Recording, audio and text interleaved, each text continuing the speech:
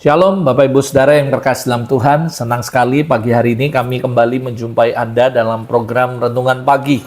Saya mengajak setiap kita, mari kita siapkan hati kita pagi hari ini, supaya kita semua boleh kembali belajar kebenaran firman Allah bersama-sama.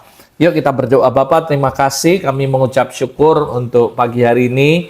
Kami kembali datang menghadap Engkau, membuka hati untuk kami belajar kebenaran firman-Mu melalui Renungan Pagi hari ini. Kami berdoa biarlah Roh Kudus Engkau berbicara di tengah-tengah kami, dan hamba berdoa pakai hamba dengan segala keterbatasan hamba bisa menyampaikan firman yang simpel, sederhana, namun bisa dimengerti, supaya kami boleh disegarkan, dikuatkan, dan belajar untuk menjadi lebih lagi dewasa di dalam Tuhan. Roh Kudus, kami berdoa bekerjalah, urapi hamba-Mu, urapi kami semua yang mendengar dimanapun kami berada. Para malaikat orang kudus, lakukan bagian kalian, layani semua umat Tuhan, supaya kami boleh mengalami Kristus secara nyata. Kami berikan segala hormat, pujian, kemuliaan buat Tuhan. Dalam nama Tuhan Yesus kami berdoa. Amin. Amin. Selamat pagi Bapak Ibu semua yang terkasih dalam Tuhan. Pagi hari ini, melalui acara Renungan Pagi, kita akan sama-sama kembali belajar firman Allah. Dan hari ini kita akan belajar dari Yeskiel 44, ayat yang keempat sampai ayat yang ke-12. Nah, saudara, kalau kita baca judul perikopnya adalah petunjuk-petunjuk mengenai kebaktian dan imam. Tapi ketika saya membaca, merenungkan mulai dari ayat 4 sampai 12, hati saya mendapatkan sesuatu insight yang kuat bahwa ayat ini berbicara mengenai dua hal yang sangat penting yang menjadi fokus dari ayat ini. Yaitu yang pertama adalah kekudusan dan yang kedua adalah responsibility atau tanggung jawab kita sebagai umat Tuhan, sebagai pelayan Tuhan, dan sebagainya. Nah, itu sebabnya saya memberikan judul renungan pagi hari ini adalah kekudusan dan tanggung jawab. Kenapa? Karena di ayat ini, dua hal inilah yang menjadi fokus dari pembahasan, yaitu bicara tentang holiness, kekudusan, dan juga bicara tentang tanggung jawab. Nah, dalam bagian ini kita melihat bagaimana Yeskiel mendapatkan sebuah penglihatan tentang bait suci, dan juga tata cara ibadah yang berkenan di hadapan Allah. Saya tahu setiap kita punya tata cara ibadahnya masing-masing, atau liturgi dan sebagainya. Buat saya secara pribadi bukan masalah berapa lagu pelan, satu lagu cepat, atau lagu banyak, atau ini, atau liturgi yang kita buat. Tapi menurut saya ada sebuah esensi yang lebih penting dari semuanya, yaitu kekudusan dan juga tanggung jawab. Nah, seringkali akhirnya kita berkata, wah ini aliran karismatik, ini aliran protestan, ini aliran ini, dan sebagainya. Tetapi saudara tidak memperhatikan bagaimana tata cara ibadah yang berkenan itu bukan bagaimana susunan lagunya atau liturginya, tetapi ada dua fokus yang harus menjadi dasar yang harus dimiliki ketika melakukan tata ibadah cara yang berkenan sama Tuhan.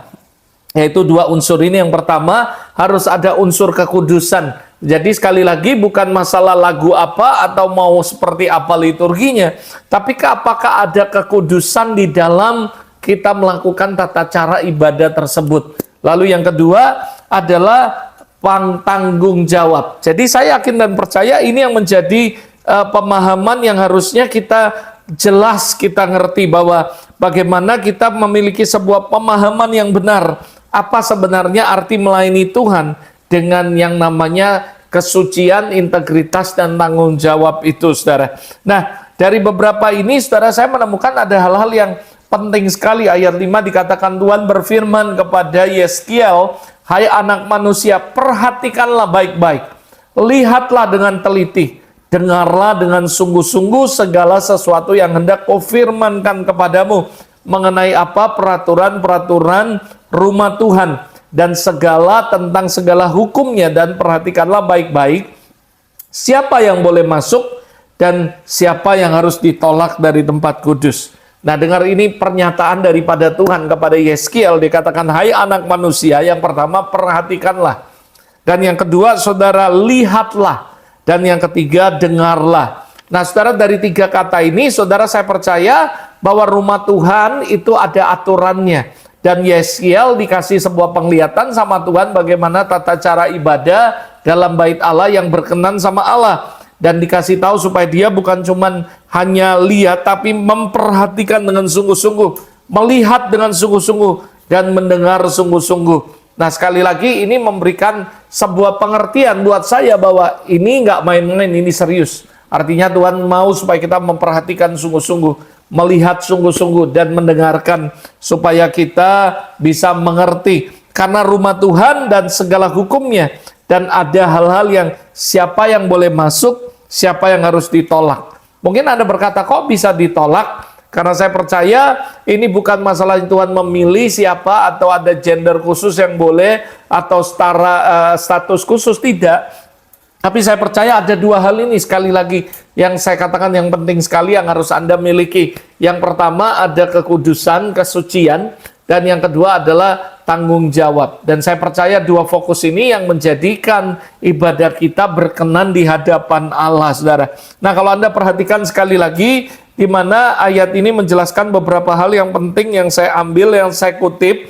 Yang pertama adalah di ayat yang keempat, kalau kita baca, saudara, bahwa saya yakin mengambil sebuah kesimpulan bahwa the present, kehadiran Allah, itu yang mengubah semuanya. Nah, Yeskiel melihat kemuliaan Allah, kehadirannya adalah sebuah pusat daripada ibadah yang benar. Jadi saya yakin dan percaya ibadah yang benar, yang berkenan, bukan bagaimana berapa lama, lalu seperti apa konsepnya, tapi di mana ibadah yang berkenan itu adalah di mana ibadah itu dihadiri oleh kehadiran Allah dan kemuliaan Allah. Ada kehadiran Tuhan yang nyata di dalam semuanya. Pertanyaan saya menjadi sebuah reflection, apakah kita menyadari kehadiran Tuhan dalam kehidupan kita? Lalu kehadirannya itu harusnya mengubah cara pandang kita tentang kehidupan dan tentang bagaimana cara melayani Tuhan, saudara. Jadi saya percaya yang terpenting yang kita pelajari dari ayat 4 sampai 12 ini, bahwa kehadiran Allah itu mengubah semuanya, saudara. Dan kita harus tahu bahwa kehadiran Allah adalah the essence of daripada semua ibadah yang berkenan di hadapan Allah. Lalu yang kedua, kalau kita baca ayat 7 dan 8, maka kita menemukan bagaimana tentang kesucian dalam sebuah pelayanan. Nah, saudara, artinya hanya mereka yang setia, yang tidak terlibat dalam penyembahan berhala waktu itu, yang diizinkan untuk masuk dan melayani Tuhan. Nah, kesucian itu sama menjadi sebuah syarat utama dalam melayani Tuhan. Pertanyaan saya sederhana sekali lagi, apakah kita melayani dengan kesucian hati? Artinya apa? Kita melayani tapi nggak ada motivasi yang lain. Tidak ada motivasi untuk mencari nama besar, tidak ada motivasi untuk mencari keuntungan atau uang semata, materi. Tapi kita melayani dengan kesucian hati. Hati yang murni, hati yang bersih, hati yang tulus. Think about it, menjadi sebuah reflection. Apakah selama ini Anda dan saya melayani, tapi kita melayani dengan kesucian hati? Apakah kita senantiasa mau berusaha dengan sekuat tenaga untuk menyediakan atau menyajikan atau mempersembahkan sebuah ibadah yang berkenan di hati Allah? Nah, kalau Anda mau melakukan itu, Anda harus memiliki the esensial daripada pelayanan ini, yaitu adalah kesucian. Jadi saya yakin dan percaya sebagai pelayan Tuhan, melayani di mimbar, dimanapun Anda berada, yuk kita sama-sama menjaga hidup dalam kesucian. Dan melayani itu harus dengan kesucian hati, kesucian pikiran, kesucian perbuatan. Karena saya percaya Alkitab jelas sekali berkata, siapa boleh naik ke gunung Tuhan? Siapa yang boleh? Kecuali orang yang bersih tangannya, murni hatinya. Itulah kesucian, saudara. Jadi saya percaya sekalipun di zaman seperti ini, saudara, saya berdoa supaya kita tetap menjadi orang-orang yang melayani, relevan, tapi juga kita tidak menyampingkan, yaitu kekudusan Tuhan itu penting dalam melayani. Kita harus memiliki kekudusan, kesucian di dalam melayani Tuhan, saudara. Lalu yang berikutnya ayat yang ke-9 sampai 12, Anda akan menemukan bagaimana dikatakan bahwa ini bicara tentang apa, saudara? Tentang tanggung jawab dalam sebuah pelayanan. Nah, Tuhan menggarisbawahi siapa yang boleh melayani, siapa yang tidak. Ini mencerminkan sebuah tanggung jawab dan hakikat pelayanan yang sangat serius, saudara. Kita harus menyadari kita memiliki sebuah tanggung jawab untuk melayani dengan kesucian dan integritas. Dan setiap tindakan kita itu harus mencerminkan Kristus dan membawa kemuliaan Allah. Jadi sekali lagi, saudara, saya yakin dan percaya ada 3 hal penting yang kita bisa pelajari dari ayat 4 sampai 12. Yang pertama, kehadiran Allah adalah hal yang penting, aspek terpenting dalam melayani dan dalam beribadah. Dan kehadiran Allah inilah yang akan mengubah semuanya. Lalu yang kedua, kita harus memiliki kesucian dalam pelayanan. Dan yang ketiga, kita harus menyadari sebuah tanggung jawab dalam pelayanan. Dan saya percaya Yeskiel 44 ayat 3, ayat 4 sampai ayat yang ke-12 ini mengajarkan kepada Anda dan saya tentang 3 hal yang penting ini. Dan saya berdoa dari tempat ini, melalui renungan pagi kita hari ini, supaya setiap kita mengerti, semua yang melayani, semua yang melakukan ibadah, kita mengerti bahwa kehadiran Allah adalah esensi yang paling penting, aspek yang paling penting dalam setiap ibadah yang berkenan. Dan juga kehadirannya ini kita harus sadari akan mengubah kehidupan kita yang melayani dan mengubah kehidupan semua orang yang kita layani.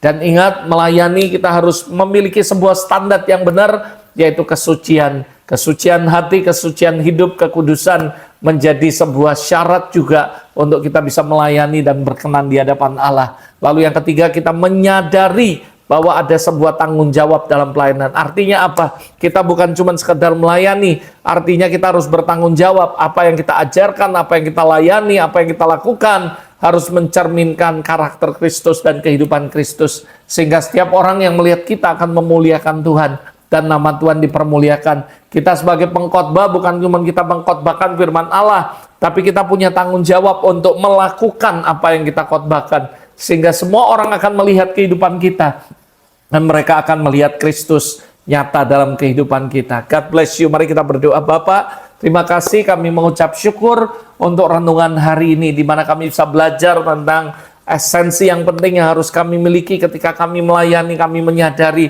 kehadiran-Mu adalah hal yang terpenting, aspek yang paling penting dalam melayani dan beribadah. Kami memiliki kesucian dalam pelayanan dan kami menyadari tanggung jawab kami dalam pelayanan. Terima kasih Bapak, berkati setiap umat-Mu dimanapun mereka berada. Aku berdoa di dalam nama Yesus. Biarlah Tuhan Kau ada dan nyata dalam kehidupan kami. Biar kehadiran-Mu akan terus mengubah kami menjadi seperti Kristus.